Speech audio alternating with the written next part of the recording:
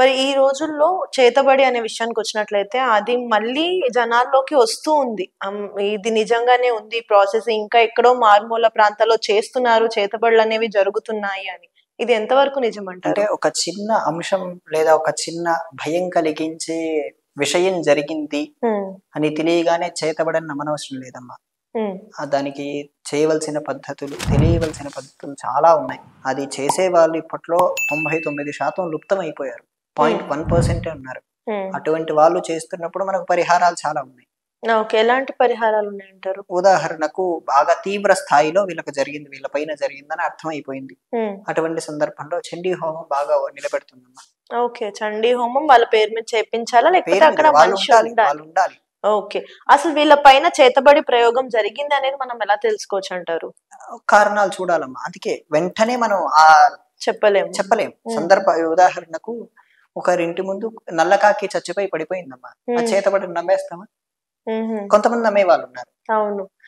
ఈ విషయానికొస్తే మనం బయటికెళ్ళేటప్పుడు పిల్లెదురైతే ఒకటి, ఇంకా ముసలి వాళ్ళు ఎదురైతే అది వేరేగా తీసుకుంటూ ఉంటారు కదా! అసలు ఏది మంచి, ఏది చెడు అందులో? అదే పిల్లి ఎదురెళ్తే మంచిది కాదు అనేటువంటి ఉద్దేశం శకున శాస్త్రం అనేది ఒకటుందమ్మా. ఓకే. ఆ శకున శాస్త్రంలో అలాగే చెప్తారు. ఏక స్త్రీ కాకుండా ఎవరైనా ఇద్దరు స్త్రీలు, ఇద్దరు సుమంగళులు ఎదురుగా వచ్చినా సరే అది మంచిదే అని హ్మ్. చెప్తారు. హ్మ్. ఎవరు రాకునే ప్రదేశంలో మనం బయటికెళ్తే మంచిదమ్మా. ఎవరు ఓకే. ఎదురు ఎవరు లేని ప్రదేశంలో నుంచి లేదా మనం భార్య ఎదురొచ్చినా సరే మంచిదే తల్లి. ఓకే. ఆవిడ అది స్నానం చేయకుండా జుట్టు ఆరబోసుకొని వస్తే మంచిది కాదు. ఆవిడ హ్మ్. స్నానం చేసి సుమలింగరిగా బొట్టు పెట్టుకొని నైటీలు వంటివి వేసుకోకుండా చీర కట్టుకుని లేదా మామూలు పంజాబీ డ్రెస్ వంటివి వేసుకొని వస్తే సరిపోతుందమ్మా. ఓకే. మరి ఈ టాపిక్ వచ్చింది కాబట్టి అంటే భర్త సాయంత్రం ఇంటికొచ్చేసరికి భార్య నిండుగా ఇలా కనిపించాలి అని అంటూ ఉంటారు. దీనికి కూడా ఏమైనా శాస్త్రం ఉంది అంటారా? నేను చెప్పలేను తల్లి. నాకు వివాహం కాలేదు కాబట్టి. అంటే మీరు వివాహం చేసుకుంటారా తర్వాత? అవకాశం ఏమో తెలియదు తల్లి. కర్మ తల్లి. ఈ విషయంలో ప్రతీదీ కర్మ నడిపిస్తుంది మనల్ని. ఇంకో 2 ఓకే. ఏళ్ల తర్వాతే నాకు ఈ విషయం పైన అంటే క్లారిటీ చాలా వస్తుంది. మంది ఈ యొక్క దారిలో ఉన్నవాళ్ళు వివాహం పైన అంత మక్కువ చూపించరు అంటారు. అంటే ఇదే తల్లి. హ్మ్. మనకు 4 రకాల ఆశ్రమాలు ఉన్నాయని చెప్పాను. హ్మ్. బ్రహ్మచారి, గృహస్థు, వానప్రస్థ, సన్యాసం. హ్మ్. ఇది శాస్త్రాలు మనకు విధించినటువంటి మార్గం. ఒకేసారి బ్రహ్మచారి నుంచి సన్యాసానికి వెళ్ళటానికి చాలా టైం పడుతుంది. పూర్వజన్మల్లో ఎంతో పుణ్యం చేసుండాలి. హ్మ్. అలా వెళ్ళే వాళ్ళు కూడా చాలా తక్కువ తల్లి. హ్మ్. హ్మ్. కొంతమంది పీఠాధిపతులయ్యారు. ఇప్పుడు ఉండేటువంటి మనకు కంచి పీఠం కానీ, శృంగేరి పీఠం కానీ ఇటువంటి వారు బ్రహ్మచారి నుంచి డైరెక్ట్‌గా సన్యాసానికి వెళ్ళిన వాళ్ళే. హ్మ్. వాళ్ళు హ్మ్. చేసిన తపస్సు అటువంటిది కాబట్టి వాళ్ళు అలా వెళ్ళిపోయారు. కానీ ఓకే. శాస్త్రాలు 4 నిర్దేశించాయి. ఓకే. వివాహం చేసుకోమని కూడా శాస్త్రమే చెప్పింది. అవును. వివాహం అయిన తర్వాత ఆ విషయ వాంఛలు, తర్వాత కుమారులు పుట్టి వాళ్ళ బాధ్యతలు తీరిపోయాక వానప్రస్థవమని శాస్త్రమే చెప్పింది. ఓకే. వివాహం అయిన తర్వాత కూడా మళ్ళా దీన్ని కంటిన్యూ చేయొచ్చు. మా వ బాధ్యతలు తీరిపోయిన తర్వాత. తీరిపోయిన తర్వాత ఓకే. కాదు. వివాహం చేసుకున్నా, చేసుకోకపోయినా మనం చేయవలసినటువంటి నిత్య కృత్యాలు మారవు తల్లి. అవును. నేను సంధ్యావందనం చేస్తాను. పెళ్లి తర్వాత కూడా సంధ్యావందనం చేయాల్సిందే. హ్మ్. హ్మ్. అప్పుడు మానేస్తాను, అప్పుడు ఉంటానంటే కాదు. హ్మ్. ఇప్పుడు కూడా సంధ్యావందనం చేయాలి. హ్మ్. ఒక క్రమంలో ఆ సందర్భంలో ఈ కుమారులు, కూతుర్లు వీళ్ళ వివాహం, ఈ బాధ్యతలు, ఇంటి బాధ్యతలు పూర్తవుతాయి కదమ్మా. హ్మ్. ఒక వయస్సొచ్చాక ఆ క్లారిటీ మనకొస్తుంది. అవును. ఆ ఇంటి బాధ్యతలు పూర్తయిపోయాక ఏకాంతంగా వానప్రస్థం జీవితం జీవించాలమ్మా. ఓకే.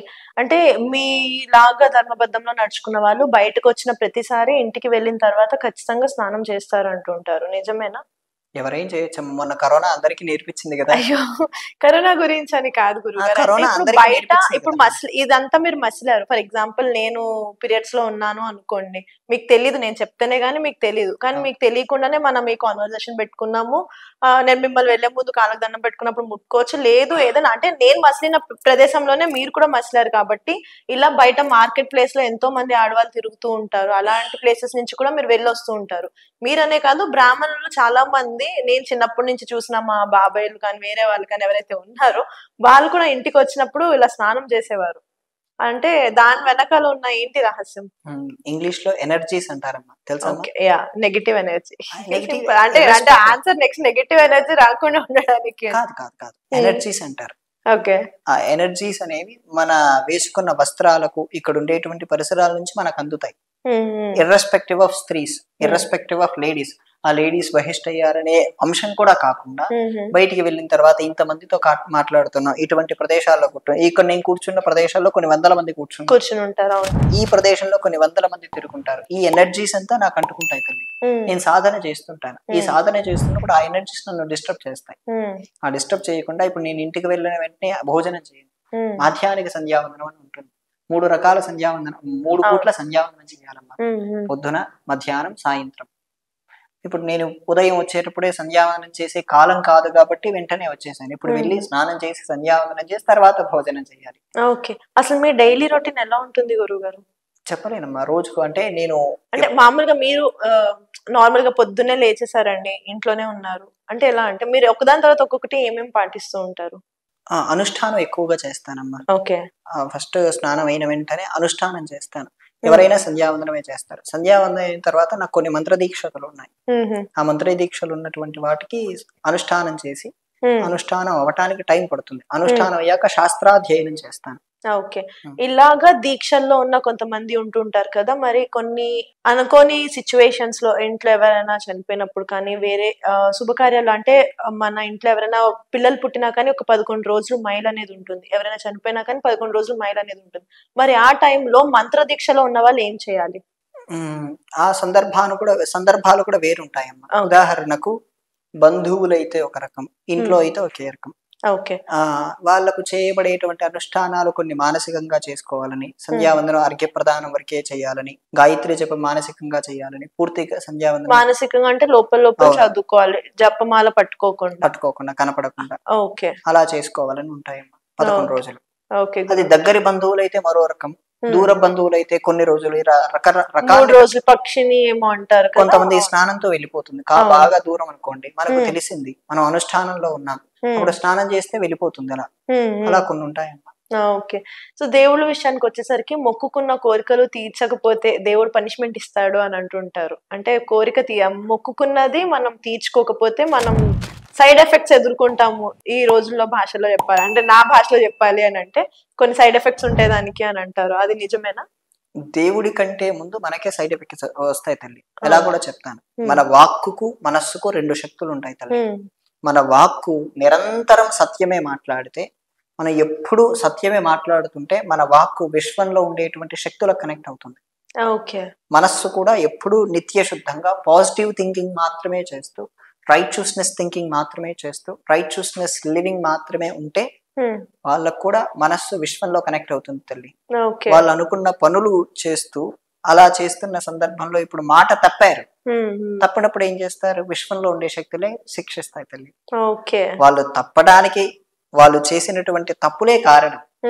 ఇప్పుడు మీరున్నారండి, మీరు మంచి కోరిక కోసం నాకు ఆ కోరిక కలిగితే నేను ఖచ్చితంగా పని చేస్తానని చెప్పి మీరు మొక్కు పెట్టుకున్నారు, తిరుమలకి వెళ్ళి మీకు ఆ కోరిక తీర్చారు. విశ్వంలో ఉండే శక్తులు భగవంతుడు తీర్చాడు అనుకోండి, అది తప్పు. అదే కదా తల్లి. దాన్ని సంస్కృతంలో కృతజ్ఞత అంటారు, నాట్ కృతజ్ఞత. గ్రాటిట్యూడ్ కాదు, అది ఇన్గ్రాటిట్యూడ్ అంటారు. ఇన్గ్రాటిట్యూడ్ అనే దానికి అత్యంత పెద్ద శిక్ష తల్లిది. ఓకే. గురుగారు మీరు 6th చదివాను అని అంటున్నారు, అటు చూస్తేమో శాస్త్రాల పరంగాను బాగా చెప్పేస్తున్నారు, ఇటు ఇంగ్లీష్ వర్డ్స్ కూడా చాలా బాగా యూజ్ చేస్తున్నారు. ఎలా అంటే రెండు ఈ రోజుల్లో మనుషులకి అర్థమయ్యేలాగా చెప్తున్నారు. మీరు పాటించింది నేర్చుకున్నదంతా ఎప్పటో కాలం శాస్త్ర ధర్మాలన్నీ అసలు ఎలా ఎలా నేర్చుకోగలిగారు ఇవన్నీ? అదే తల్లి, ప్రతిదానికి కర్మే లింక్ చేస్తుంది. నాకు వచ్చిన భాష కూడా ఇంగ్లీష్ లో. నేను విదేశాల్లో ప్రవచనాలు చెప్తుంటాను. నాకు ఇప్పుడు నేను 2 రోజుల కిందట జర్మనీ వాళ్ళకి ఇక్కడ ఉండే ప్రవచనాలు చెప్పాను, అవకాశం లేక వెళ్ళటానికి. నా వీసా పెట్టుకున్నారు కానీ రిఫ్యూజ్ అయింది వెళ్ళటానికి. అందుకు రిఫ్యూజ్ అంటే తెలుసు, తిరస్కరించి పెడితే వెళ్ళలేకపోతే ఆన్లైన్ లో ఉంటే ప్రవచనాలు చేశాను. వాళ్ళ ద్వారా వేరే వేరే వ్యక్తుల ద్వారా, భారతీయులకు కాదు పాశ్చాత్యులకే, ఆ దేశం వాళ్ళకి, జర్మన్ సిటిజన్స్ కే ప్రవచనాలు చెప్పడం ద్వారా వాళ్ళ ద్వారా నేర్చుకున్నాను. అలా నేర్చుకున్నారు అంటే మీరు ఫస్ట్ టైం ప్రవచనం ఇచ్చేటప్పుడు కొంచెం తడబడ్డం కానీ భయపడ్డం కానీ ఏమైనా జరిగిందా? స్టేజ్ ఫియర్ వస్తుంది. స్టేజ్ ఫియర్ వచ్చింది. అలాగే మీరు ఫస్ట్ టైం అబ్రాడ్ లో ప్రవచనం ఇచ్చేటప్పుడు ఇంగ్లీష్ రాక ఏమైనా అంటే? ఫస్ట్ టైం అక్కడ నుంచి ఇవ్వలేదు, ఇక్కడ నుంచే ఇచ్చాను, ఆన్లైన్ లో ఇచ్చాను.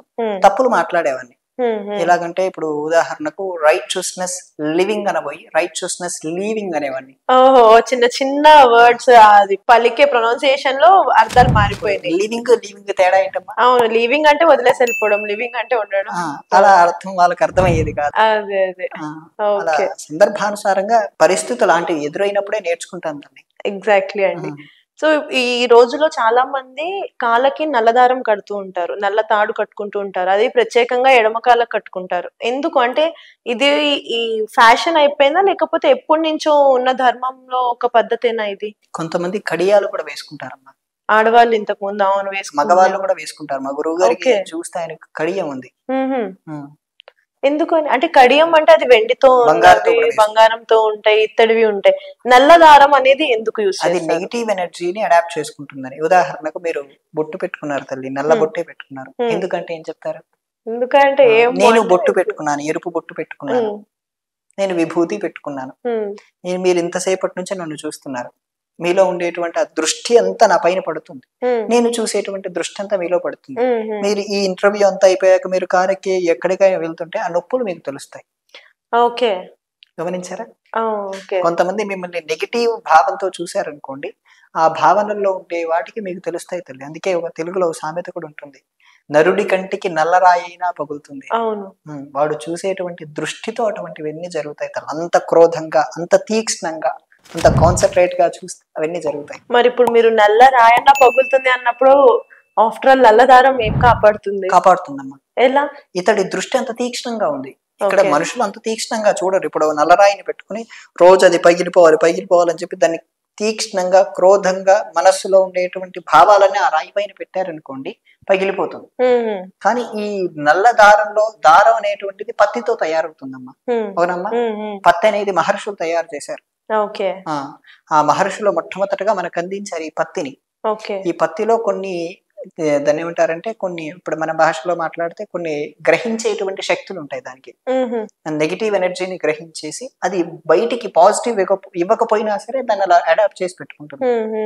అంటే ఆ నల్లదారంలో ఉండేటువంటిది ఏంటంటే, నెగిటివ్ ఎనర్జీ రిలీజ్ అవుతుంది అనుకోండి అమ్మా, అది తీసుకుంటుంది. పాజిటివ్ ఏమి ఇవ్వదు, నెగిటివ్ ఏమి ఇవ్వదు, స్టోర్ చేసి పెట్టుకుంటుంది.